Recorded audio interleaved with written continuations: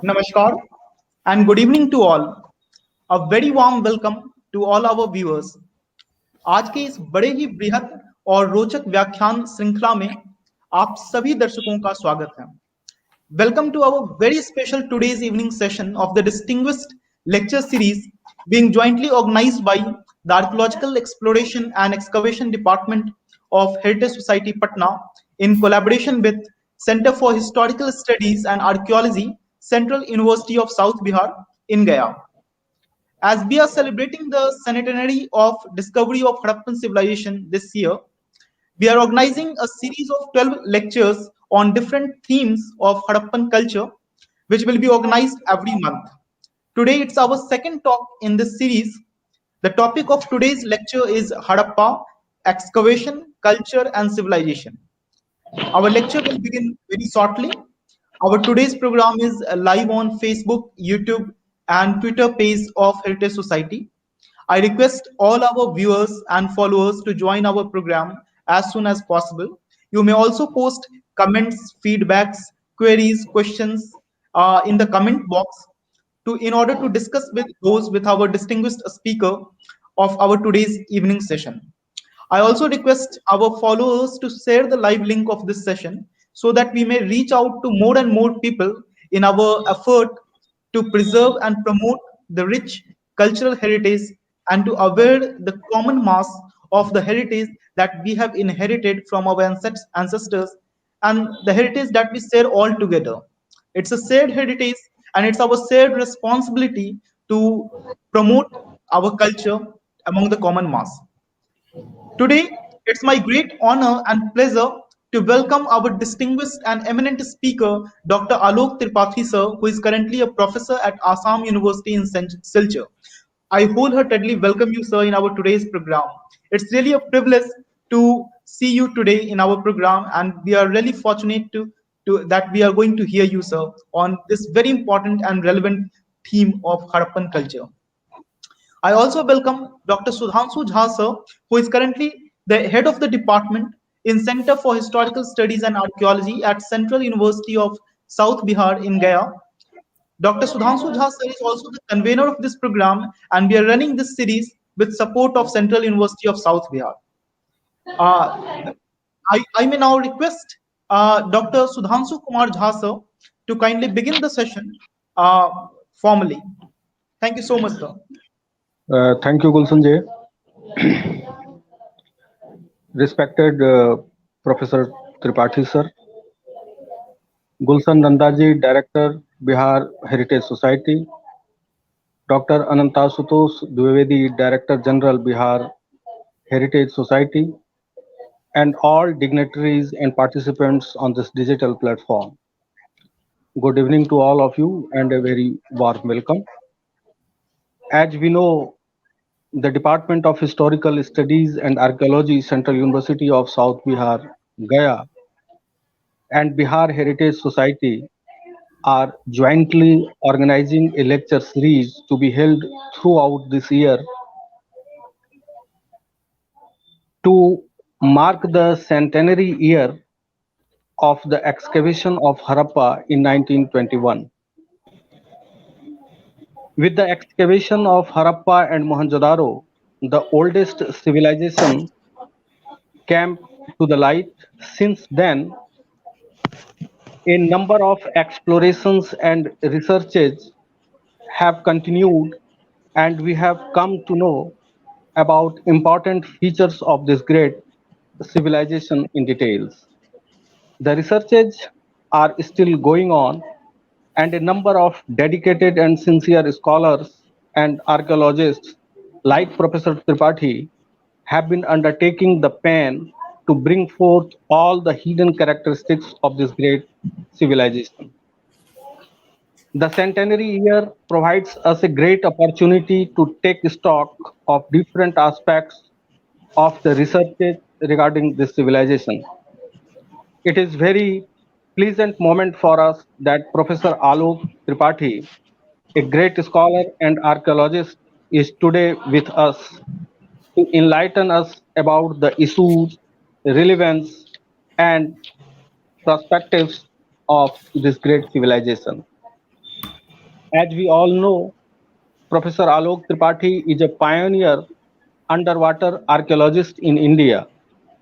With his long experience in field archaeology, heritage management, higher education, and research, he is a renowned authority on history, archaeology, and heritage management.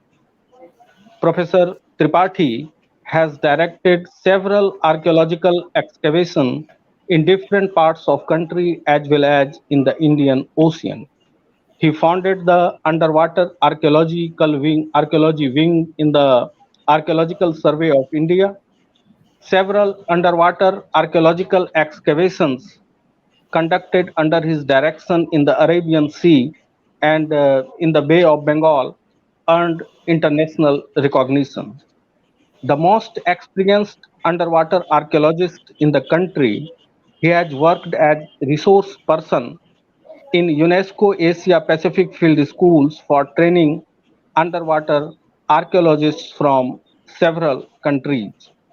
Professor Tripathi holds equal authority in mythology, art history, art and architecture, and remote sensing.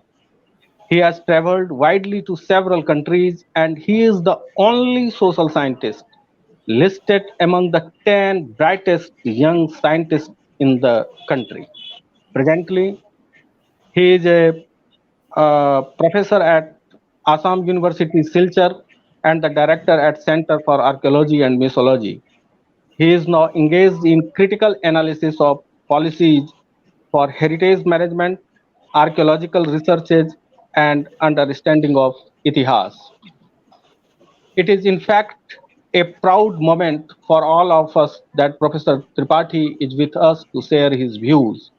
I take this opportunity to extend a very warm welcome to Professor Tripathi on behalf of the Department of Historical Studies and Archaeology, Central University of South Bihar, Gaya, and Heritage Society of Bihar, and on my personal behalf. We are sincerely obliged to you, sir, for you have spared your valuable time to enlighten us. I very humbly welcome you, sir, once again and request to you to take the floor. Respected Professor Alok Tripathi, sir. Namaskar, Dr. Jha and colleagues from Heritage Society and all the members. It's a proud privilege to get this opportunity to share my views about Harappa, Harappan culture, and what we call Indus culture in general, and I call it Indian civilization. Friends, we know that on 5th January 1921, Rai Bahadur Dayaram Sahni started excavation at Harappa, and those excavation continued up to 10th February 1921. And this year, we have completed 100 years of that first excavation on that site. When for last 100 years, we have been taught, we have been reading that Harappan civilization or Harappan culture was discovered in the year 1920-21 vaguely. One of the person, Professor Poshel, had worked on historiography of excavations at Harappa, and using the early available published material, he had also mentioned that the excavations started in January. We were very keen to know that when exactly the excavation started. And for last few years, we were trying to search the original documents. And I was fortunate that finally we could get the original papers, and then we got the dates of this excavation. And it was exactly after 100 years that the whole world now knows that this excavation was conducted from 5th January up to 10th February. And this short excavation changed the history not only of India, but the entire world. And for last 100 years, a lot of work has been done in this field. Recently, there have been very important researches. But on the occasion of this 100 years, we thought of going back and to see that how the things started. And this is one thing which I would like to appeal to everyone who is connected with us, that whenever we want to study something, we should try to go back as much as possible. It's not possible in all the cases, but we should try to go and see the foundation, because foundation is very important. And here I will be touching today excavation, culture, and civilization. And there are certain very important issue. I hope you will appreciate when we come to that, that how things changed. And besides heritage and culture, there was also some politics. And probably you will be able to understand when we touch these issues. It was somewhere around 1924 to 26, this civilization was identified and then it was termed. Almost 100 years before, it was in 1826-27 that site was first visited. Whenever we say the rediscovery of a site, one thing more, again, we should keep in mind when we are talking about rediscovery, does not mean that the site had to be disappeared. Rediscovery means when somebody has reported it again. So the earliest reference, what we find about Harappa, that was in the year probably 1827. Why I say probably?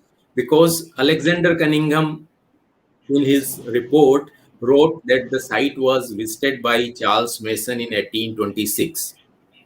Whereas the Poshel mentions that the Mason visited this place in 1829.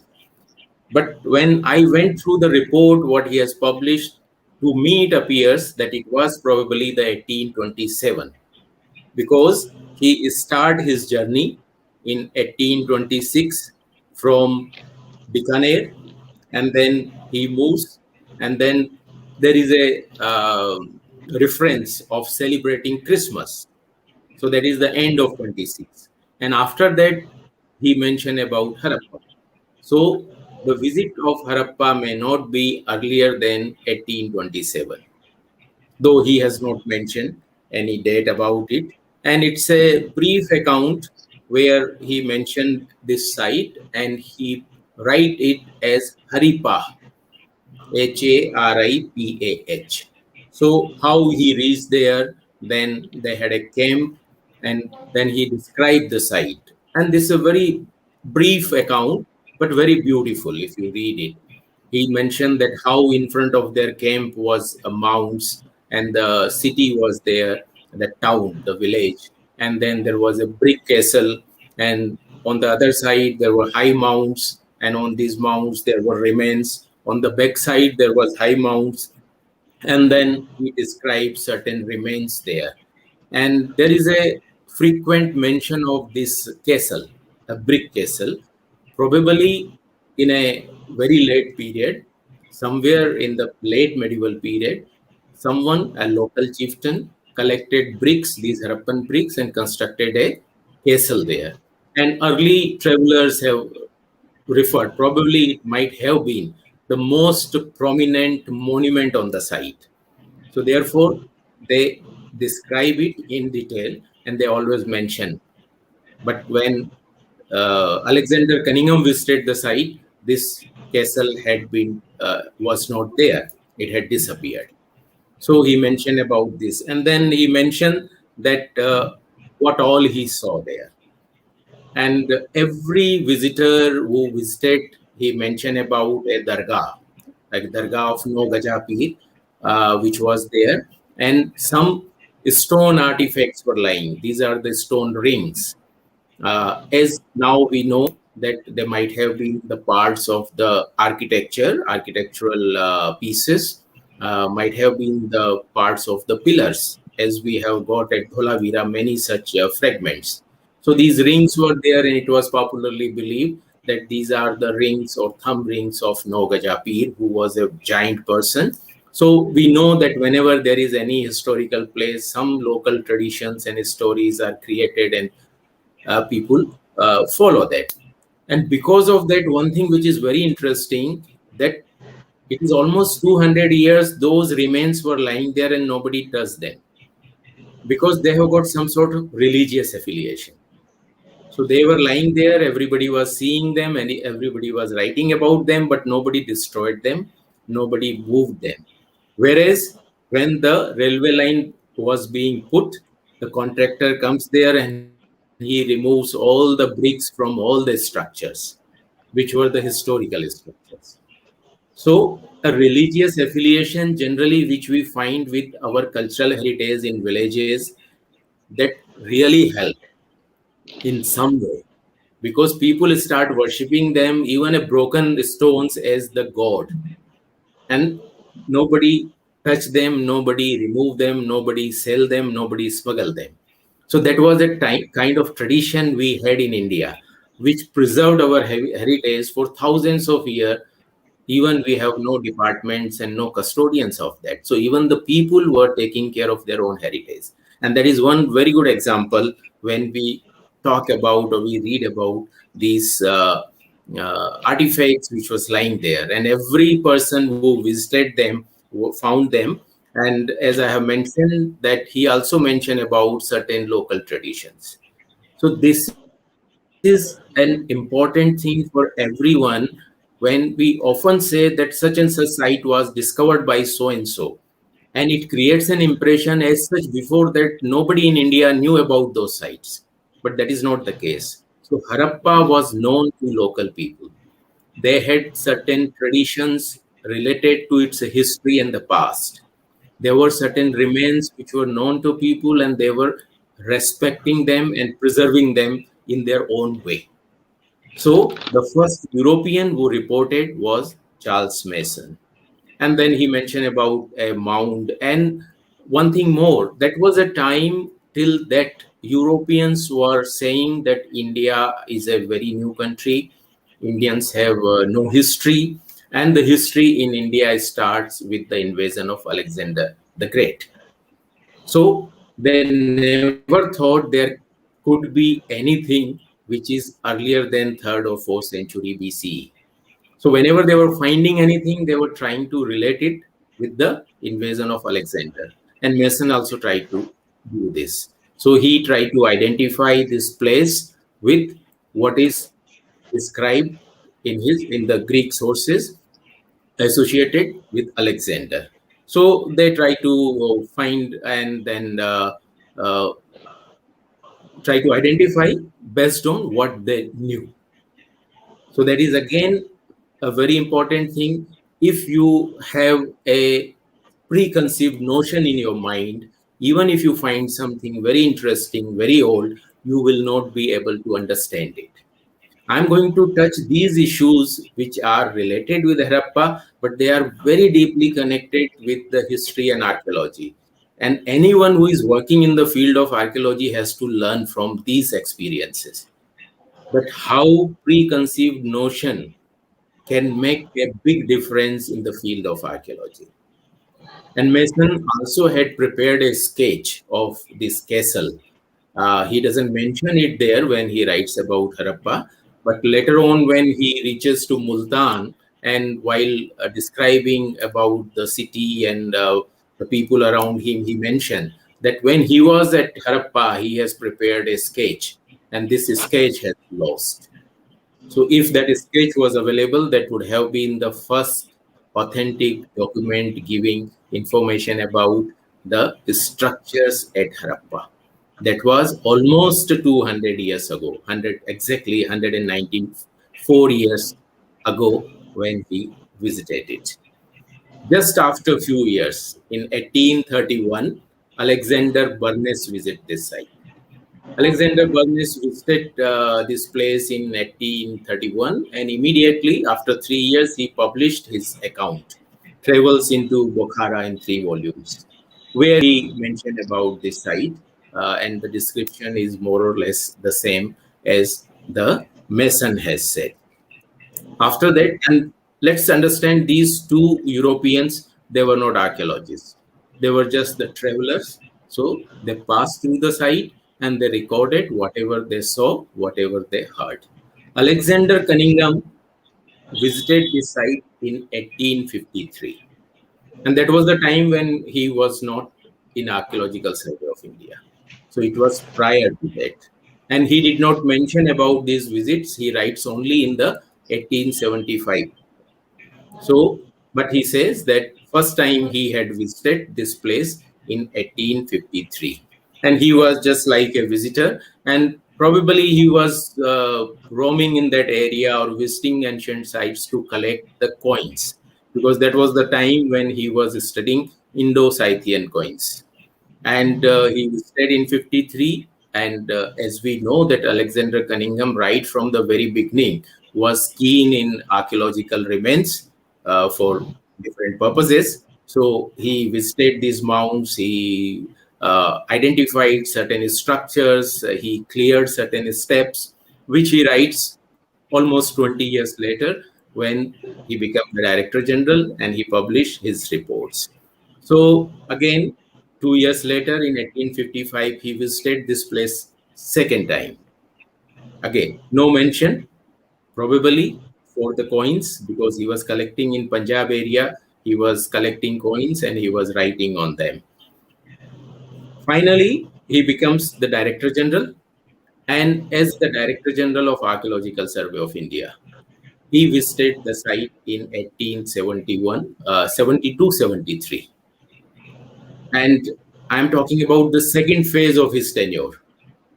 From 61, he was the archaeological surveyor for 5 years when he worked in the northern India, and then he returned back to UK, London, and then he comes back in 1871 as the Director General. And during this second tenure, he visits Harappa and he conducted archaeological excavation. Now, this is a very interesting thing, and that he writes about it in his Archaeological Survey of India reports of 1872-73, which was published in 1875. So this time, prior to that, there were some other persons who had visited the site and collected certain remains from there. And among them was a Major Clark, who before 1872 had collected a seal from there. And seal is very important because it was the seal which brought a big change. And seal was something which was not noticed anywhere in India earlier. And that was a very distinct thing. So Major Clark found a seal in 1872. And as Director General, when Alexander Cunningham visited the site, he saw this seal. And he conducted excavation, and he also prepared a drawing. That was his biggest contribution during his third visit. So he took measurements, he gave the full description of the site, their location, their heights, and the measured drawing which is prepared, and that become the best map even till date. And whatever he has marked on that map, that people later on, of course, thought it, or they named these mounds by A, B, C, D, E. So that continues even today. And then he mentioned that there is a continuous line of mounds for about 3,500 feet in each direction. But each side was a very short, it was around 200 feet. And the whole circuit is around 12,500 feet, or nearly 2.5 miles. Then he also mentioned about the height of the mounds, that in the northwest, there are the highest mound, they are around 60 feet.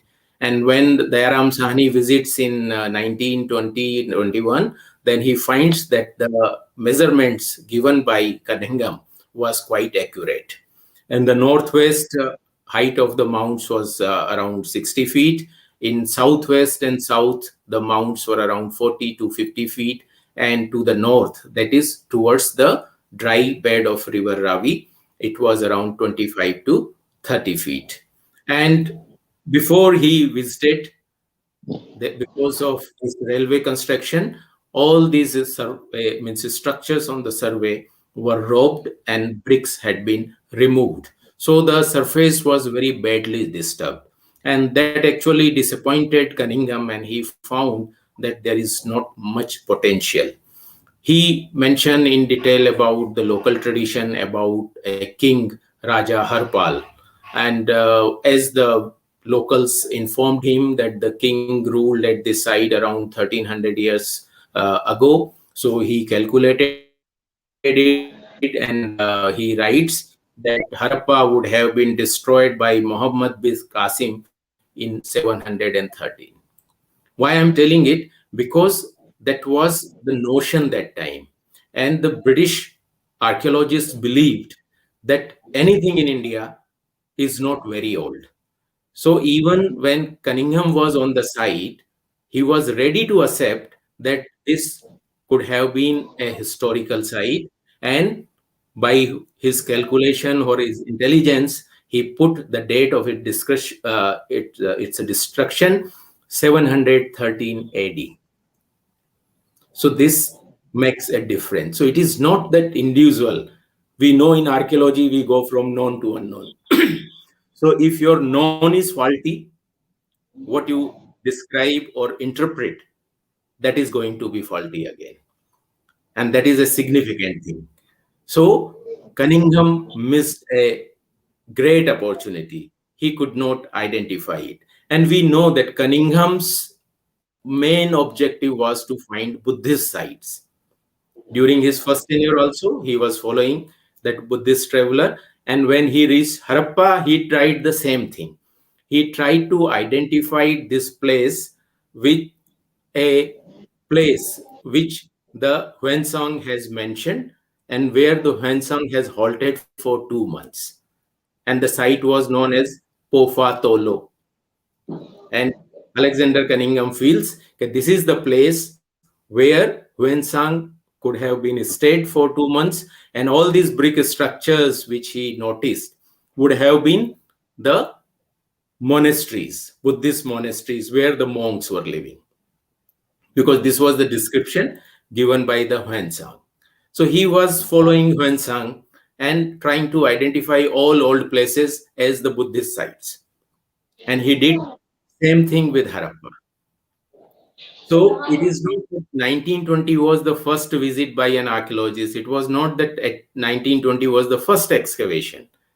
But there is a big difference of the approach. Alexander Cunningham visited the site as Director General. He conducted excavation there, but he failed to understand its potential because he was trying to see or identify or relate them with the Buddhist sites, and he did it. So that gives you again another important things. Generally, many students and many scholars in history and archaeology, they read very eminent scholars, and whatever they have said, they blindly believe in that. So it here is a means one example where you can see that how a very eminent person can make a big mistake. So Cunningham visits the site and identify it with a historical site, a Buddhist site, whereas after some time it appears to be the earliest civilization or earliest culture of India. So anyone can make a mistake. So if anything has been written or published or reported, does not mean that is the final word. So one should always try to re-examine anything and everything when we talk about archaeology. And that is one example. So he collected some local information. He also mentioned about that same brick castle. And he mentioned that some Mayor Singh, a Sikh leader, had made this castle around 70 years ago in 1780. Again, here, if you think, then you find that how it is possible that anything which is constructed 80 years ago and disappears, and there is no one who knows about it, and he could not trace it. So what description he is giving seems to be unbelievable. Because if in a village you will find a 80 years person, old, at least 80 years or more, who might have seen as a child construction of the brick and its disappearance of that castle. But he mentioned these all, what he got information from locals. Then he also mentioned about all other remains which earlier visitors have mentioned. And then he marked them as A, B, C, D on his map. So he also write about certain coins. He mentioned that Harappa yielded thousands of coins of Indo-Scythian and their successor. I'm giving you this example because they not only are related or important in Harappan context, but they are also important in the archaeology of India, because there are certain very important thing. And when you see that how Dayaram Sahni has interpreted it, or then he write about it. So that is an approach which archaeologists have to learn.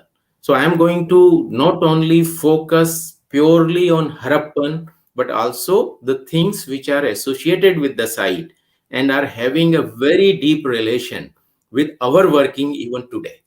So I would like to draw your attention on that also. So on his map, he identified one brick structure as the ruin of a temple, and he marked this at A. And there was tomb of Nogaja, which was a modern tomb, which was seen by earlier visitors also. He marked them as B. And C was these stone rings, which was lying there. And D was the masses of charred grains. And E was the foundation of masonry. That was a Harappan building, but it's marked as foundation of monastery. Now, one thing which is important as an archaeologist, if anybody would have visited this site today, this masses of charred grain would have attracted his attention. But then again, understand that was a phase where archaeology was altogether in a different phase. And charred grains, pottery, other things were not considered that important that time. So if you study the archaeology or development of archaeology in India, you will find that the things were changing. In a very early phase, that Sanskrit literature and its translation was a part of archaeology. Then finding and deciphering the inscriptions, they become the major thrust of archaeology. Then comes the time when the coins and sculptures become the major thrust area of archaeology. And this was the time where they were more interested in the coins and sculptures and not in what today we find the most important thing, that is the pottery and other artifacts and charred grains and things. So he noticed them, he marked them, but he doesn't write even a single line about it in his report. So when you go in the history, you also find that how things were changing, how certain so there are many aspects related to it. So nothing is about this charred grains of which were found there. And when he excavate, he also write only 10 lines about this excavation. And he says, I made several excavations at Harappa. I found very little worth preserving. And what he found, my chief discovery consisted of a number of stone implements for scraping wood or leather. So they were actually these chert blades. And he made the drawings, he published them also there. And then he mentioned about the seal which he has examined. And that is again very interesting thing to note. This seal was found by Major Clark, and he mentioned that there is a figure of a bull without hump. And above the bull, there is an inscription in 6 characters, which are quite unknown to me. That is interesting. So Cunningham was one person who was working in the field of archaeology for last few decades, and he was considered or supposed to be the most knowledgeable person that time in India. And Cunningham was in a view that I know everything about archaeology in India. And when he saw this Harappan seal, he saw something which he was not aware of. And he's right, okay, this is quite unknown to me. And since he was not able to, means he didn't know anything about it, so he concludes they are certainly not Indian letters. And as the bull which accompanies them is without a hump, I conclude that the seal is foreign to India.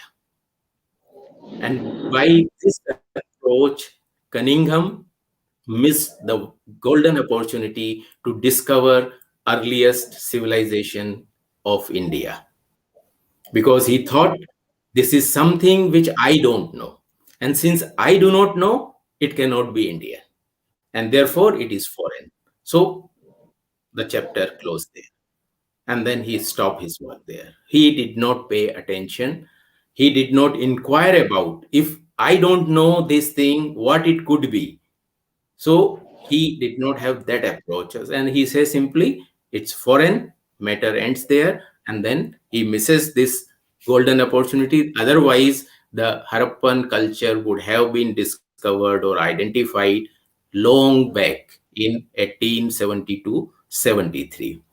Few years later, in 1884, J. Harvey, who was a school inspector, he visited the site, and some local person brought some artifacts collected from this mound, and where he found a seal. Again, a Harappan, now we know, a seal with 5 characters, and then he purchased this seal and presented it to British Museum. In 1886, M. Longworth Dames, he wrote about the old seals found at Harappa. And this article was published in Indian Antiquary, where he wrote about these seals which were known from Harappa. And here again, it is interesting that these seals were published upside down. So because they have no idea about this script or how they are written and what is there, but it was published there. In 1886, T.A. O'Connor, who was a district superintendent of police, he conducted an excavation. So he dug the site. And that was the time when there was no law for regulating excavation or conservation, or all these British officers were free to go to the old sites and carry out excavation, recover the antiquities, and then, keep them in their drawing rooms or to present to the museums or show to their friends. So that he did it. It was only in the beginning of 20th century, then some systematic efforts were made. In 1909, Pandit Hiranand Shastri visited in January 1909. And he reported about his visit to Dr. Vogel. And he was in opinion that these mounds at Harappa were not likely to repay excavation. Because, as you know, that the brick, this contractor who was building the railway line had removed all these brick structures, and they have dug the whole surface. There were many pits and things like that. The surface was badly disturbed. So anyone who was visiting there and seeing the surface was finding that this is highly disturbed site, and if you do excavation, may not find much remains here. And that time excavation again was following the wall pattern. If you see a structure, you start digging, and then you follow the wall and expose the structure. So those excavations were not like the excavation what we do today. So Hiranand Shastri was not, he didn't see some potential in excavation. And then after few years later, then J.F. Fleet, he published about the seals from Harappa in the Journal of Royal Asiatic Society, and where he writes about the village's description and all the 3 seals, which by that time had reached to British Museum. And these seals were kept in the British Museum in the British and medieval antiquities, because till that time nobody had any idea that from which period they might have belonged. So since they were coming from British India, they were kept in British and medieval section. So, but his observations were quite good as far as the seals are concerned. So Fleet said that these are made of the statite and they have been made by heating that soapstone. And then he gave a very precise details, measurements, etc. of all these seals, and his observation was quite good. And then finally, in around 1914, Hargreaves inspected these remains, and then he expressed about the same opinion that the excavation may not be very useful here. And then his opinion also about the protection of the site, because that was the time they were thinking, because when they surveyed the area, the total cost of the land having this all remains, the site, was around 4,706 rupees. So the British government thought that 4,000 rupees, 4,706 rupees spending for the Harappa, acquisition of Harappa, is too much. It's exorbitant price. And therefore, they decided that they should have a part of it. So the amount which was marked as F on Cunningham's plan, they recommended for its acquisition. In 1917, Rai Bahadur Dayaram Sahni visited this place and he wrote about his inspection in his report. Rai Bahadur Dayaram Sahni was the superintendent archaeologist in the Northern Circle, which was based in Lahore. And he inspected this place and then he made a cost, means an estimate for acquisition of this mound and erecting the pillars there. And he also selected AB mounds at Harappa, and then he recommended for its acquisition. And finally, in 1921, excavation started. Now, this was a small, the way excavations were being done, they carried out 2 trenches, and their findings were was not very good, because that time people used to think that when they excavate, they should get a large number of sculptures, many structures, inscriptions, coins, because that was the main area of interest that time. So, being a superintendent archaeologist, he carried out and he published a report in his annual report, that is of 1921 for the Northern Circle. He carried out excavation on Mount F, A, and B. And this excavation was conducted only for the 37 days. And this, for the excavation, labor was supplied by the executive engineer, Lahore Provincial Division, because that time Archaeological Survey India used to work with the PWD.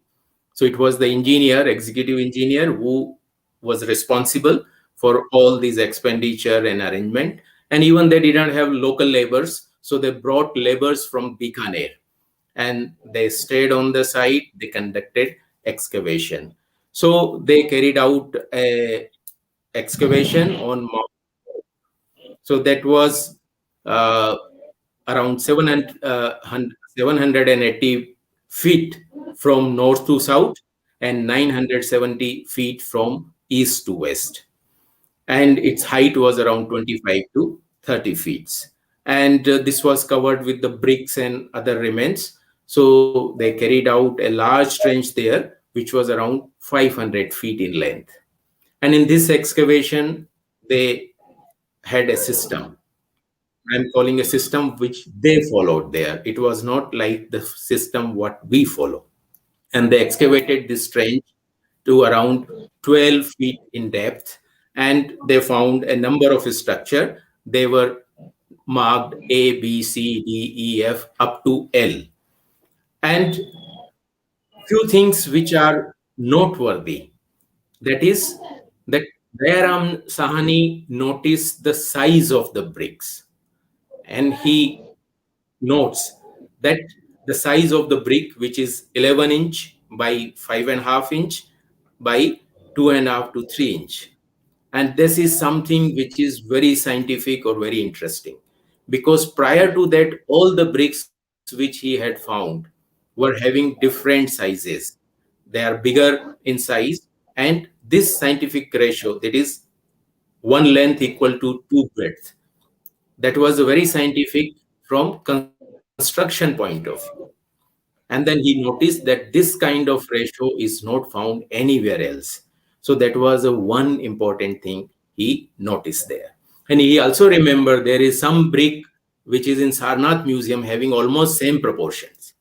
So that was his understanding, his knowledge, and his observation. Because when Cunningham excavates, he doesn't pay attention to the bricks, pottery, etc. He has given the drawings of some of the pots.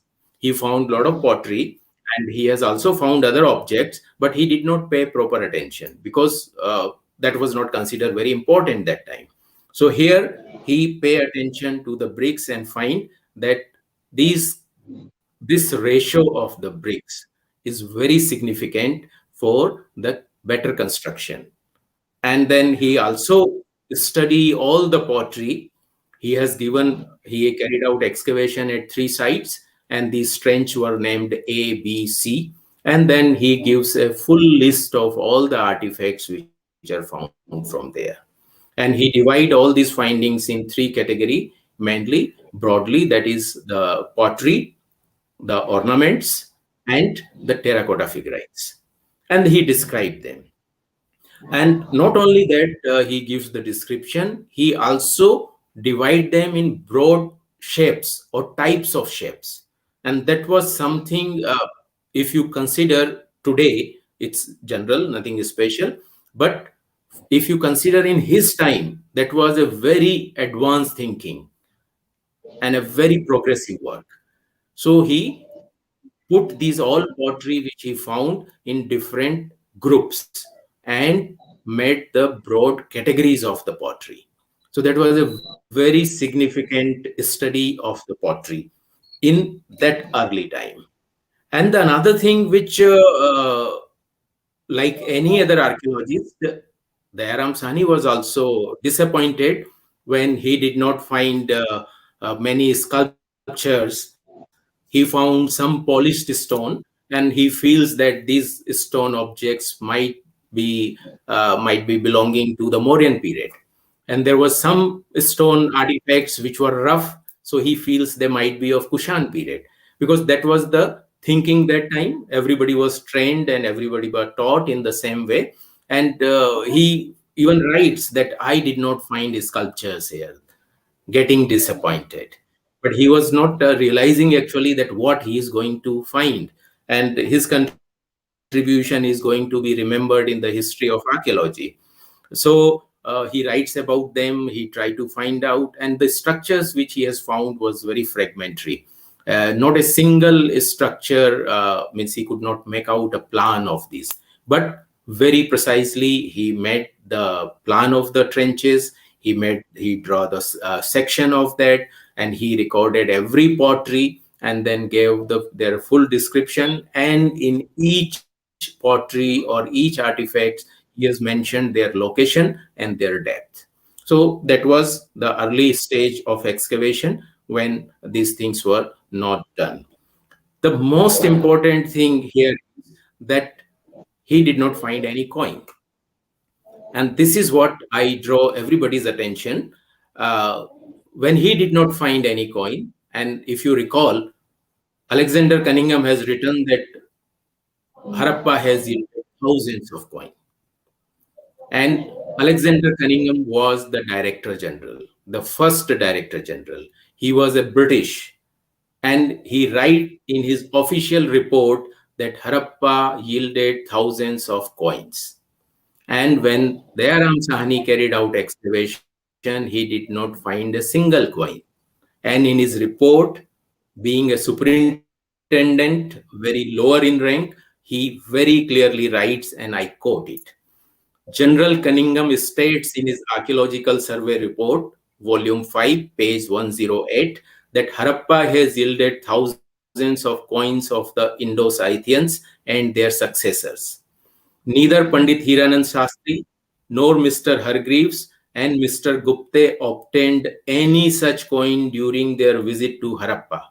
And although I myself saw a few Mughal coins with the villagers, there was not a single one of a pre-Mohammedan period. It appeared strange, therefore, that if coins of the Indo-Scythians and their successor had been as abundant on this site as described by General Cunningham, our inquiries for them should have been so futile. Now, that is the most important thing. My excavation proved the general's statement to be definitely incorrect. For although hundreds of other small things were found, the operation did not bring to light a single coin of any kind. Why this is so, I am at present unable to explain. So this is a very bold statement he makes in his annual report. And that is what is expected from an archaeologist. And this is, I give special emphasis, I tell everyone. An archaeologist has to speak on the basis of the evidence he finds. And it does not matter that who has written what. So as superintendent during British period, very clearly write in his official report that what Director General has written, he was definitely incorrect. And that happens when you do a professional work. That is one thing. The second thing, that when Cunningham find a seal, he simply discard it because it is unknown to me, so it is foreign.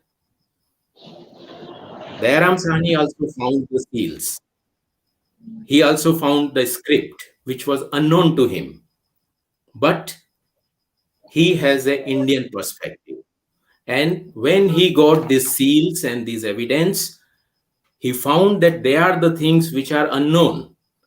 And the history of India was known up to the Mauryan period. So when he find this seal, he say this script is Proto-Brahmi. It is earlier than Brahmi. He could not say, like Alexander Cunningham, that they are foreign.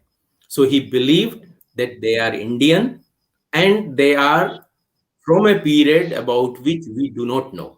So we know only up to the 3rd or 4th century BCE. So this what we are finding, which is unknown to us, should be earlier than the period about which we know. And that is a big difference in the approach of British archaeologists and Indian archaeologists. And that is a reason perhaps that Dayram Sahni was bold enough to say what he felt.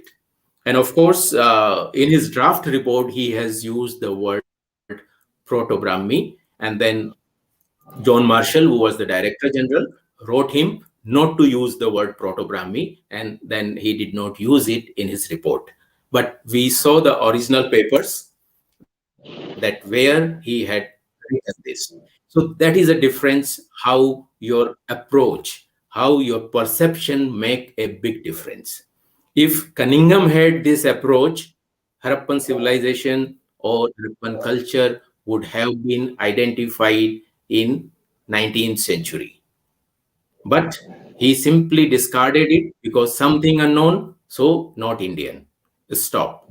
But Dayram Sahni says something unknown, it should be earlier than what, and he put them prior to their known discovery. And then he writes about this description and everything. So that is the first part of Harappa.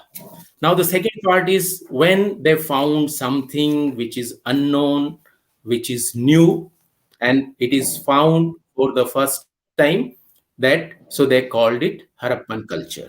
And that is what a convention is. We know in archaeology, if at any place you find some new culture, you call it a Harappan culture. So that was known as a Harappan culture. Next year, there was no excavation, and that is to be noted that Harappa has yielded such important things, but next year there was no excavation. So Dayaram Sahani did not conduct excavation next year.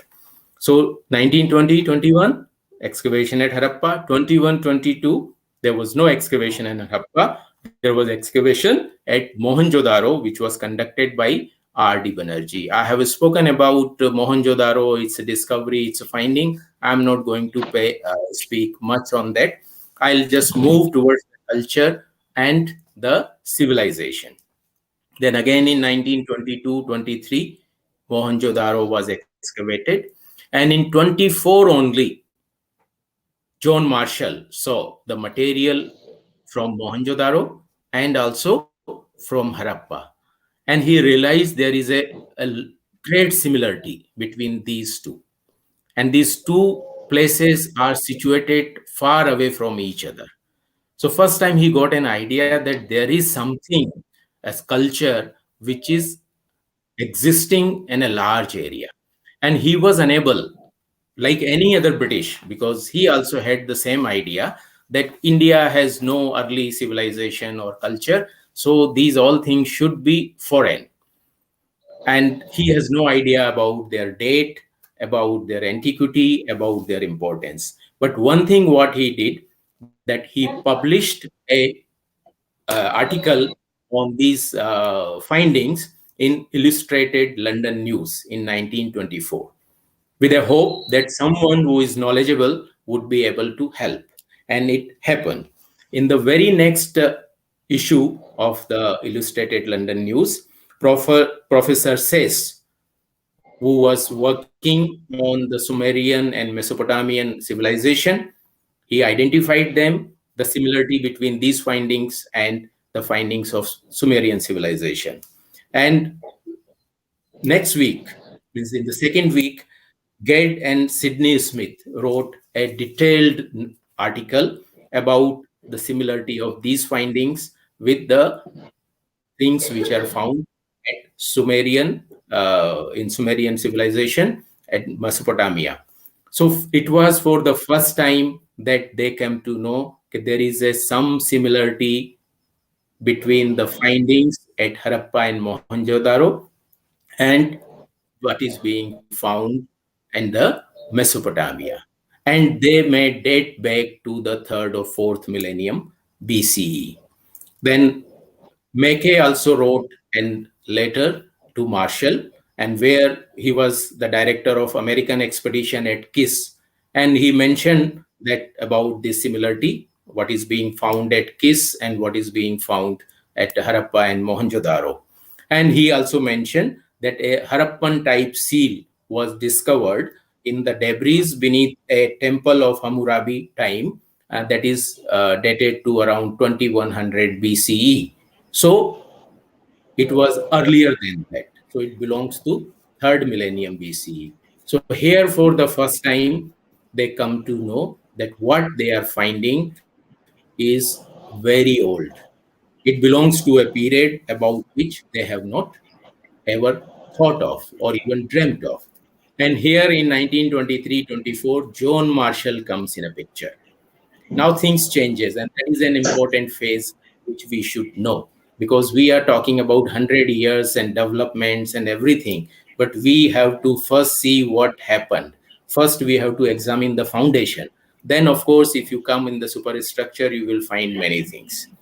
So Marshall, right, and now you have to read the Marshall very carefully, and you have to see the changes which are taking place in Marshall's writing or Marshall's approach, and why it is happening. Then you have to question that, and you have to try to find the answers, that what was the reason that things were changing.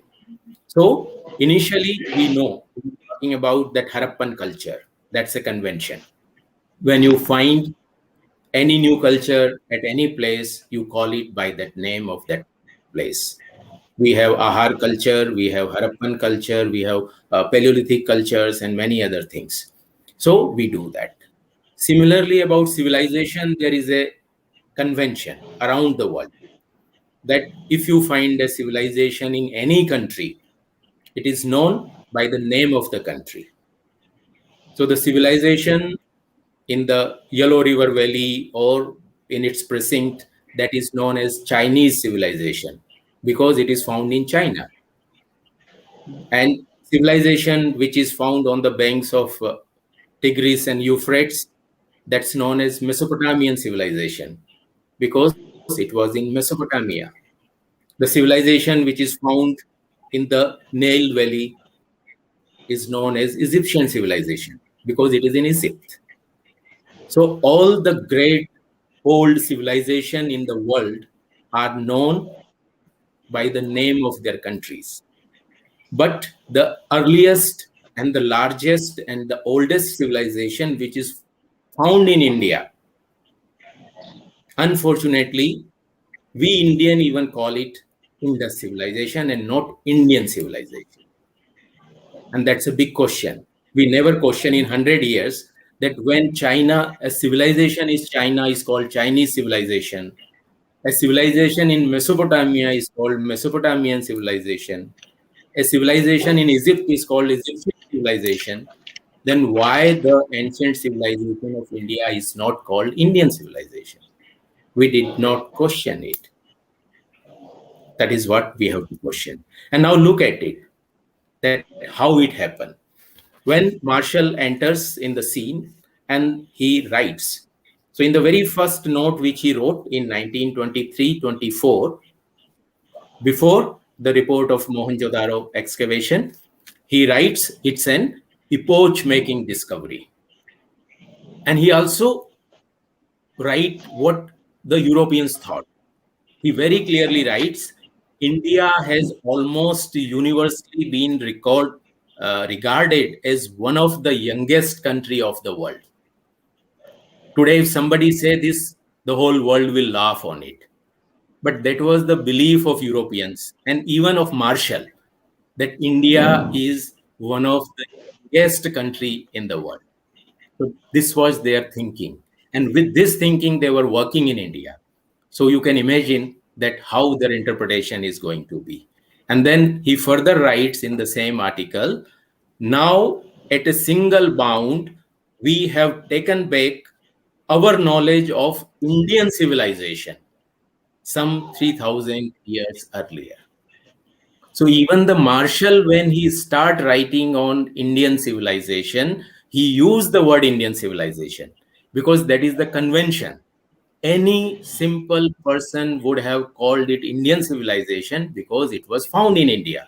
And so he also wrote it. So he calls it Indian civilization.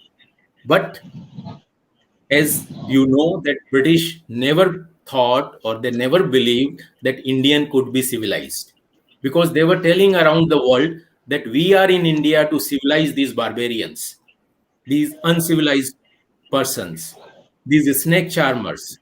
So they were not ready to accept that Indians could be civilized, and that too 3,000 or 4,000 years back, earlier than the European themselves. So they were not comfortable in calling Indians civilized. And it is reflected when he tried to divide people of Punjab and Sindh with the people of India. And Marshall writes, people of Punjab and Sindh were living in the well-built cities. As such, they were not the people of India. Whereas they were ruling the India, but when they found Harappa and Mohenjo-Daro, they put them aside, means they create a wall or they put a compartment. Okay, these people who are in Punjab and Sindh, they were different than the Indians. So you have to read carefully and then you get the whole things you understand. And then again, next year in the annual report, he writes about the prehistoric civilization of Indus. So next year, first Indian civilization comes, then comes the people of Punjab and Sindh, and then he moves to the civilization of Indus. They refrain to use word Indian. And then again, here again, because when you are writing, you know that as an archaeologist, you have certain convention which you have been following. And here also he writes, exploration of this important phase of Indian civilization, which shows close affinity with the contemporary Sumerian civilization of Mesopotamia. And now, when they found this similarity with Mesopotamia or Sumerian, they thought that these people were not Indian because they were not ready to accept it. So they coined a new term, that is Indo-Sumerian civilization, because they were thinking that is the extension of Sumerian civilization in India. And they were comfortable with using this word Indo-Sumerian civilization, which he writes. And then, and this discovery had a great impact on the British archaeologists and British administration. And can you imagine, once these two excavations were done in 1924-25, the British government carried out, probably most of you may not be knowing, they carried out a aerial survey to find this site. Because the attention of the government was on Harappa and Mohenjo-Daro. And I quote, several previously unknown sites were revealed by an experimental aeroplane survey carried out along some 50 miles of the old bed of the Ravi on which Harappa stands. So they were so much curious, they wanted to know about it. And for that, if they do the conventional survey, village to village or going site to site, it would have taken a long time. So in 1924-25, they did aeroplane survey, which was something unimaginable. And they found large number of sites of this civilization. So then they found there are many sites and a lot of work is to be done. Now they were working about it. And they were very surprised who these people were. And again, now the conspiracy has started somewhere. So they mentioned, now they didn't know anything about its beginning. They didn't know anything about this civilization, but they wanted to jump and conclude who these people were. And what Marshall writes, who the people were who evolved it is still an open question. But the most reasonable view seems to be that they were the pre-Aryan people, probably Dravidian people of India, known in the Vedas as Dasyus or Asuras, who, whose culture was largely destroyed in the second or third millennium BC by the invading Aryans from the north. So they started fitting the theory of Dravidian and Aryan without knowing anything about this civilization, without knowing anything about the culture. Just excavation had begun, and they started planting Aryan Dravidian theory, and the conspiracy started. And Ken Dikshit, who was excavating at Mohenjo-Daro, because he was an Indian, he also write it as an Indian civilization. And this is all published in the reports of the Archaeological Survey of India. And he writes, the third season's work at Mohenjo-Daro was commenced just after the recognition by scholars of the close affinity of the Indian antiquities from Harappa and Mohenjo-Daro with early Sumerian and Elamite antiquities. So Indians were having a different viewpoint, British were having a different viewpoint. But since the Archaeological Survey of India was headed by the Marshal, who used to edit the report, so the things were being slowly changed. And the term Indian civilization was being replaced by Indo-Sumerian civilization and later on with the Indus civilization. So they had a very vague information, very poor understanding of the society culture. Prior to excavation, they had no idea about it. And what they have excavated was a very fragmentary thing. But they started jumping on the conclusion because the entire world was very eager to know that what to which period they belong, what this civilization is. And he mentioned that many queries were pouring in from around the world, and our understanding is very poor. So he writes about a detailed article on Indus civilization in the year 1926-27. That is the first time Marshall write a dedicated article on Indus civilization. And here he says, again, which is worth noting, that how the term Indus comes. And he note, I quote, owing to its close connection with the Sumerian civilization of Mesopotamia, prehistoric civilization revealed at Mohenjo-Daro and Harappa has hitherto been designated by the name Indo-Sumerian. With the progress of exploration, however, it has become evident that the connection with Mesopotamia was due not to actual identity of culture, but to intimate commercial or other intercourse between the two countries. For the reason the term Indo-Sumerian has now been discarded and Indus adopted in this place. Now the question comes. They were the British. There was no prominent Indian archaeologist who would have questioned them that, okay, you discard Indo-Sumerian when you realize that this affinity or similarity is not because of the cultural connection, it is because of economical or commercial connection, and there is no Sumerian, a factor in this. What ideally one would have done it from Indo-Sumerian, Sumerian would have been dropped, and it would have been adopted as Indian culture or Indo culture, whatever you say. But what they did, they removed Indo-Sumerian and then brought a new term, Indus, not having Indian.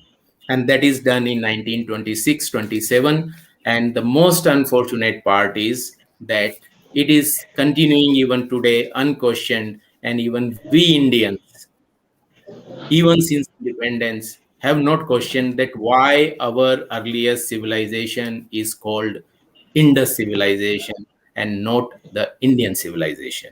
Whereas we have the record where even the Marshall, even the Ken Dikshit, they are writing it as Indian civilization.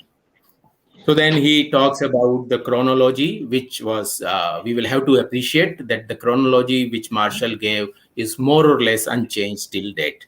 So he mentioned about it is the the third millennium BC. That he mentioned about agriculture. He mentioned about the food. And that is interesting again. He mentioned the food of the Indus people appears to have included beef, mutton, and pork. And if you remember a few days back, there is a recent scientific study that on lipid residue. And this study, which is done by the scientists, have a sentence which is almost the same, what Marshall has written, that Harappans were eating the beef, mutton, and pork. So this is how that they have concluded certain thing even without doing a proper investigation. When the excavation started, they drew some conclusions. And then again, because they wanted to prove that these were the people, these peoples who had these cities were not Indians.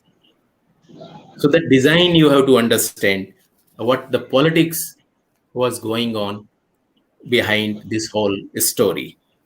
He writes about domestic animals, he writes about the wild animal, and he also writes about the weaving and dress. And again, it's very interesting if you just read and analyze.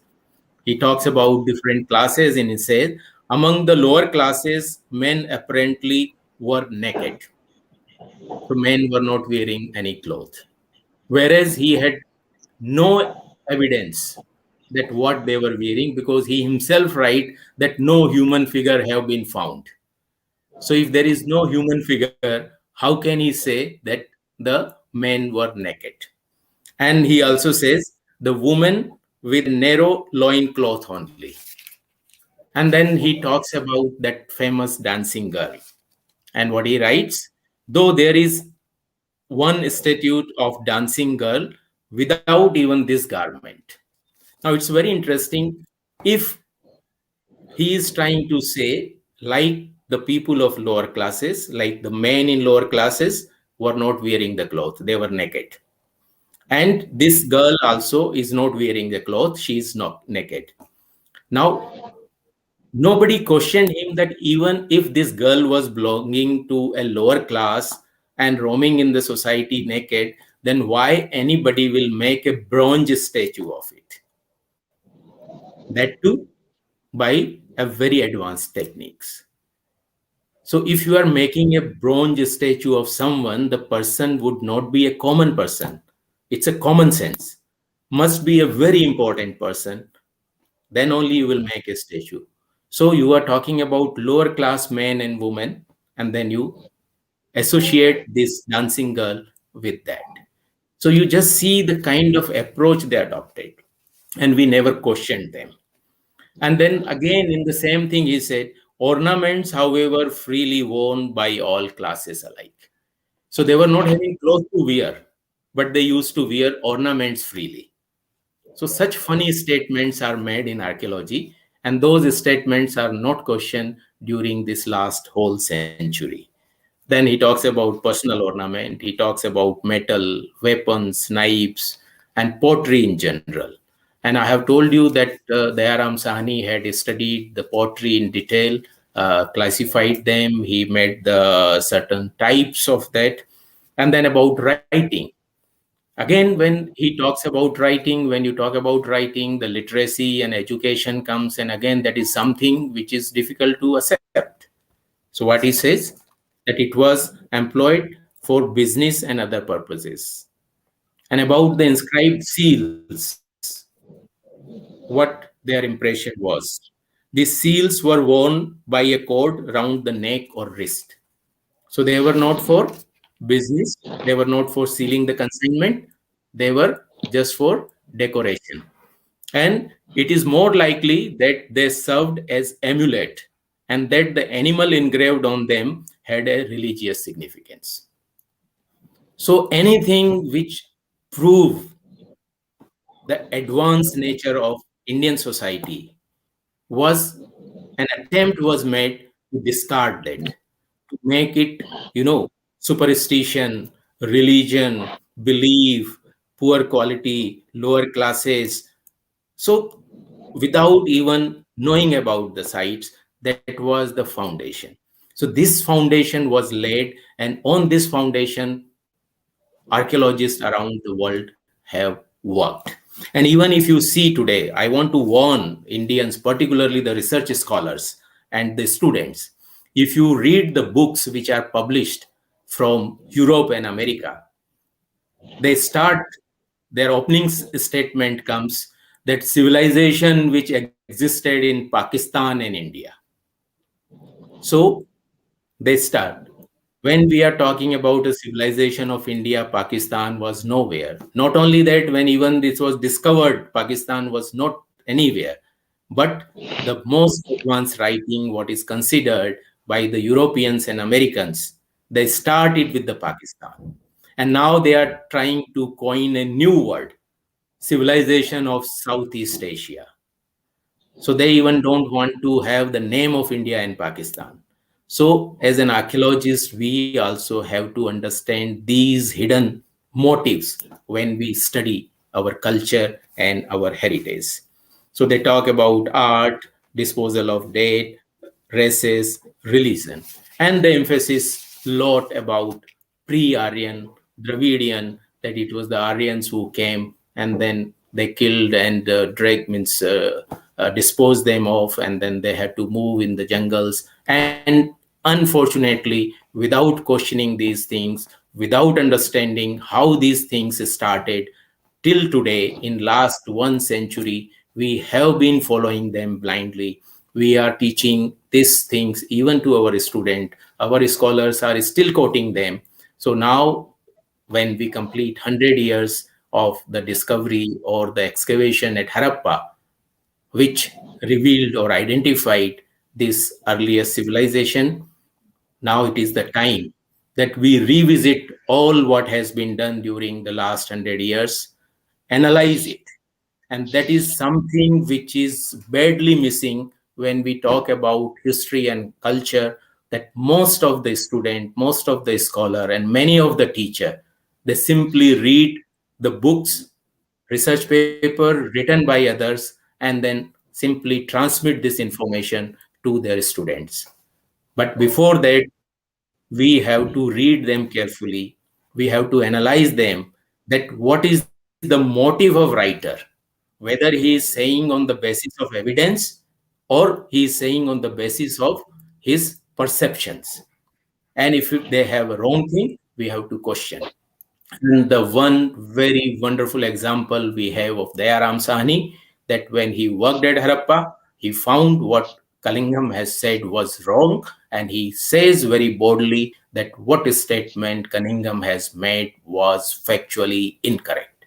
And the time has come that we Indian archaeologists and historians have to examine these things, and we have to say that what all has been written, not all, a particular thing which has been written by so and so is factually incorrect, and then we have to find what is right. So I think that's a great occasion. We have to rise, we have to re-examine the things, we have to see things from Indian perspective. It's our culture, it's our civilization, and we have to see Indian civilization from Indian point of view. And then we have to write Indian history, or rather, itihas. And I think we should start it now.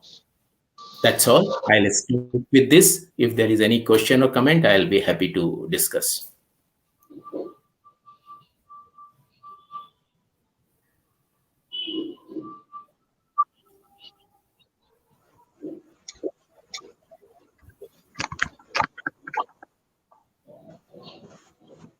Thank you, sir. Thank you, Professor Alok Tripathi, sir, for your very interesting, very informative, thought-provoking lecture on such an important event when we are celebrating 100 years of discovery of Harappan civilization. You have rightly said, sir, that it's the right time to revisit and rethink on how the history and culture have been imagined in this land, and to rethink on questions of how the Harappan culture has been written, or the historiography of the Harappan civilization have been written and has been transmitted from one generation to other. You have also highlighted very important, sir, that history is always written based on evidence. It's not written based on ideology. And so there is always a scope for revisiting important questions and to rewrite history based on new perspectives, bringing out new evidences and rewriting important aspects. So it's really a privilege, sir, hearing you in our today's evening session, and we are really blessed to with your very thoughtful presentation and lecture.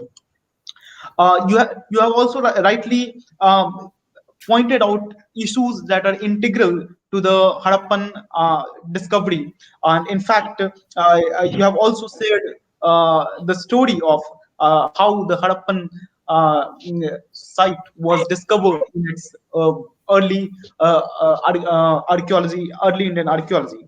And you have also, for all of us, like for especially for young scholars like me and other who have joined us today in this evening session, you have pointed out how on how different methodological inquiry can be done, and especially on how a very focused and methodological inquiry while studying a particular archaeological site can reveal us important things and can take us away from the preconceived biasness uh, which we sometimes have during practicing the archaeology. Also, how you have said about pointed about how the historiography of Harappan culture took place, and how the archaeology of this site has been practiced in the last 100 years, and how the history has been written from different perspectives. You have also very rightly highlighted about the religious affiliations that are being attested to a particular site, and the very intangible nature of the ritualistic worship method, or the intangible nature of how we preserve our culture and take it forward, was a very interesting point, that how in fact this practice of intangible nature mediate between the archaeology and between the heritage custodians, in fact, and how locals emerge as heritage custodians while bringing outside to new domains of study. Uh, So now at this end of the session, when we are moving towards end of the session, I invite questions from our participants. If there are any, they may put those in the comments and feedback column. They can, if you are live on Facebook or YouTube, you can put the comments in order to discuss with our distinguished speaker. And as we move forward, as a young student of history, I was a little bit curious to know about um, when we do archaeology or when we study a particular site, there are always as we also saw in your lecture that how when Cunningham moved for the discovery of a particular site, he was with a preconceived biasness, and with a book he was tracing archaeological site based on Chang travel records. So, how much there is a scope to study a particular site entirely based on the material culture of the particular site, and without taking into account any preconceived notion for a particular location. Even there is a common trend, even in present days, what um, uh, I, I feel, maybe I may not be true entirely, but that the archaeology of sites are uh, more monument centric approach is taken, and there is always a site is being discovered, and then it is being surveyed, and later being recorded. There is always a kind of uh, juxtaposing the literary records of that particular site, and then attaching it to and affiliating the particular site with that particular records. Is it possible? Is it possible to study archaeology of a particular site entirely based on what the material culture of that site reveals to us? It's a difficult but a very interesting question. So let me tell you first thing, which I often say. Uh, in India, the perception about archaeology are very different, and in many cases very vague. Because as I have told you, if you just read, I ask everyone to read from early period till now. You know, the nature of archaeology in India, I'm saying it's not archaeology. The nature or what the perception of archaeology keep changing. From reading ancient literature to reading inscription to collecting coins, deciphering them, and then you use a word monument centric, and that's right, because even the marshal who came, let us also understand. See, we have compartmentalized archaeology in India. That is one very big thing. And the second thing is we do not pay much attention on the history and development of archaeology. So we do not understand what is happening and how it has evolved. So persons mostly they go to find a particular kind of site. So once you are going with that notion, then definitely you will be trying to fit the things what you are finding. So you may have certain objectives, but your interpretation should be based on the evidence what you are finding in the field. If your evidence support what you are looking for, you can very well identify them, and if they match. And if there is something different, then you have to question. And the main thing, what I say, the questioning is very important. In any scientific study, the most important thing is the questioning. Unless you question, you do not get the answers. So you have to question first. And I am saying it, in archaeology, in history, we have not encouraged our student and our colleagues to question. We simply say so and so said this, simply quote it. So this is what we do it. And I have given an example, like there are many examples. Anybody can make mistakes. So it does not mean that if anything is written, if anything is said, if anything is published, that becomes the final thing. And for that, I give one example to my student.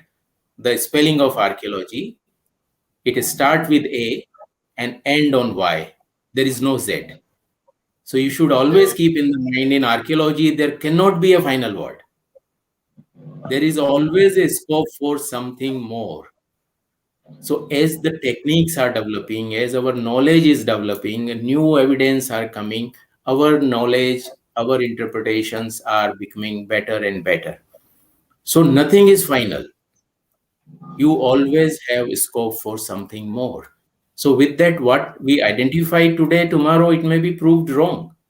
And we should be ready to accept that, and we should be ready to accept the new identification, new dates. So therefore, nothing is like the physical or natural laws. We can have theories, and theories keep changing based on the evidence.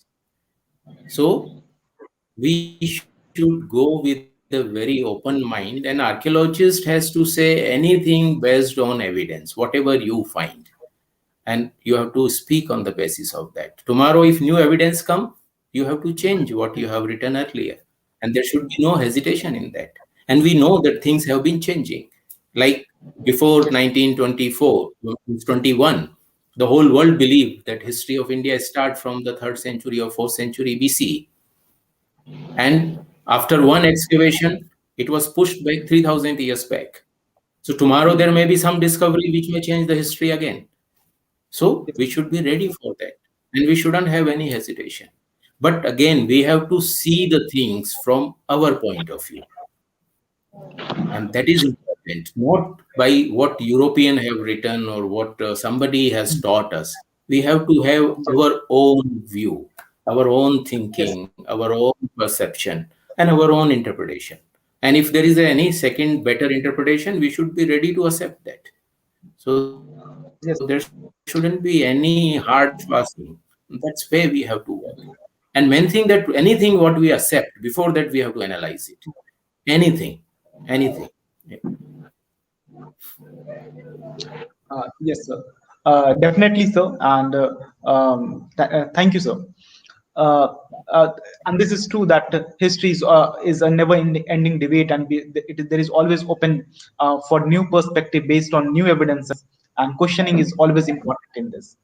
I also request Dr. Sudhanshu Kumar Jha, sir, if he has, if there is any question, queries, or uh, final remarks, discussion things. I invite Dr. Sudhanshu, sir, to put up. Thank you, Gulshan. It has really been a great session, and because of the profound deliberation by Professor Tripathi on the subject, I am very much delighted and, in fact, enlightened by the way Professor Tripathi has narrated and analyzed the story behind the excavation of Harappa. Almost 100 years passed since the site was first reported, as Professor said, in 1827, and Sir has discussed all the aspects of the story of this excavation. So very mind blowing. He rightly put forward the requirement of applying the term Indian civilization for this great civilization. He also brought forth the politics involved in the nomenclature and insisted upon us to come out of the colonial mindset.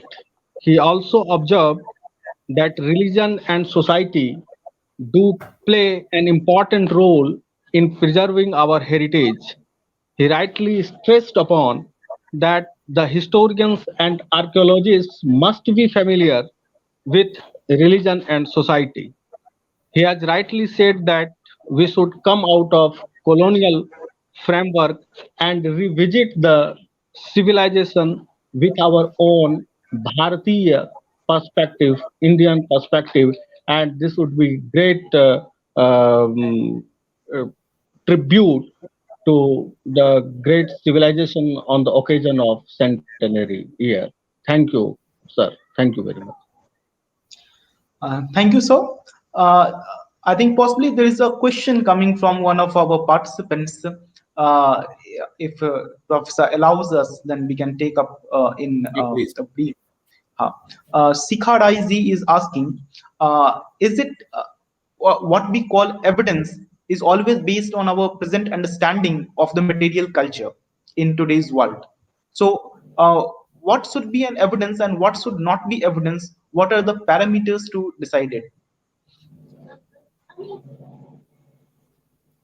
I think we are talking about the material evidence, and we know in archaeology, we go from known to unknown. So we can interpret anything based on our knowledge. So there is no doubt about it. We cannot go beyond that.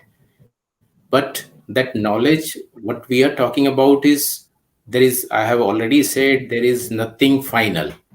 Things change with our understanding, with our technology. We are getting new methods. So the same evidence will give different information in different to different persons in different times and with the evolving technology. So when we talk about material evidence, everything definitely which has got a form, we know what is material. So we are talking about that. And definitely our understanding about these evidence will change with the time, and that is going to happen. Yes, sir. Thank you, sir. And I do agree with it. Anything can be evidence until and unless it fits into the domain of the existing knowledge, as well as if we whatever material culture is being discovered, when it is put into the space and time with specific questions, and that is a historian's craft. That are the tools that historians use to define evidence and use it for building a particular history. So I think I completely agree with sir, and evidence can be anything that can be fit into that domain, particular domain. At the end of this session, let me convey my vote of thanks to everyone present here. It was a very interesting session with a lot of information, and a very thoughtful presentation was given by Professor Alok Tripathi sir. It is always nice to hear Professor Alok Tripathi sir. And at the end of this session, Professor Tripathi has also very rightly raised a very important question, that how we can move from the colonial mindset and we can revisit and rethink how archaeology, how historiography is being how historiography is being rewritten. Uh, and Professor Tripathi has also made us ponder upon a very important question on what conventions can be set out to define a particular culture or civilization. Can it be defined based on geography? Can it be defined based on nation history? I think the question is open, and it is always a duty for historians to write history based on while questioning the ideas, the fundamental ideas, and moving away from what has been written based on particular colonial mindset or biasness in the past. It can always be restudied, redefined based on new perspective, based on new definitions, based on new evidences. With this, I congratulate as well as I express my profound gratitude to Professor Alok Tripathi sir for delivering such a nice lecture and for accepting our sincere and polite request to join us today in our evening session and interacting with our beloved audience and participants who have joined us today in the evening session.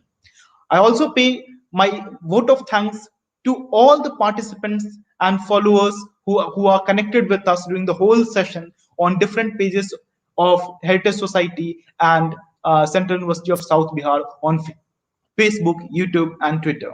So it is always because of your effort, because of your continuous support that this academic endeavors we continue to practice and take place. And at the end, it is also my duty to convey my vote of thanks to the staff officers of both the institutions, Heritage Society and the Archaeological Exploration Excavation Department of Heritage Society, and Center for Historical Studies and Archaeology of Central University of South Bihar in Gaya. This lecture series is being organized with the combined support and effort of both the institutions.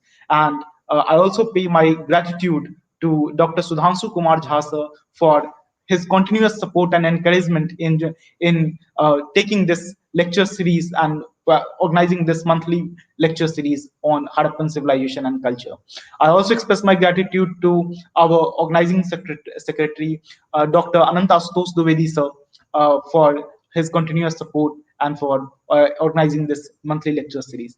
At the end, I once again pay my gratitude to Professor Alok Tripathi sir for his very, very thoughtful lecture and very enjoyable lecture. Thank you so much, sir. Thank you so much, sir, for this great evening session.